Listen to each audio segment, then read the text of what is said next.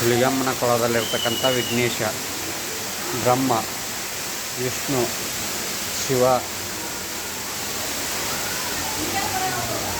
ಬ್ರಹ್ಮ ಇವರು ನವದುರ್ಗಿಯರು.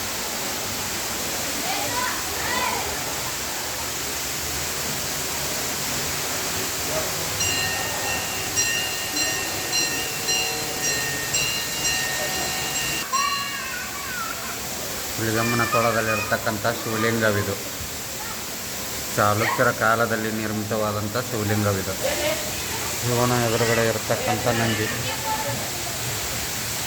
ಸುಂದರವಾದ ಪರಿಸರದಲ್ಲಿ ಹುಲಿಗೆಮ್ಮನ ಕೊಳದಲ್ಲಿ ಬೀಳ್ತಕ್ಕಂಥ ನೀರು ಇದು. ಹೇಗೆ ಬೀಳ್ತಾ ಇದೆ ನೋಡಿ, ಎಷ್ಟು ಸುಂದರವಾಗಿ ನೀರು ಬೀಳ್ತಾ ಇದೆ. ಎರಡು ಕಣ್ಣು ಸಾಲದು ನೋಡಲಿಕ್ಕೆ.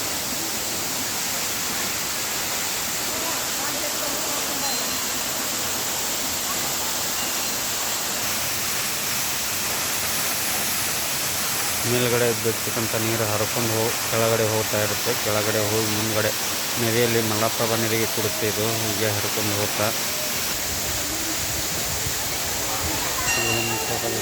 ದೇವಿ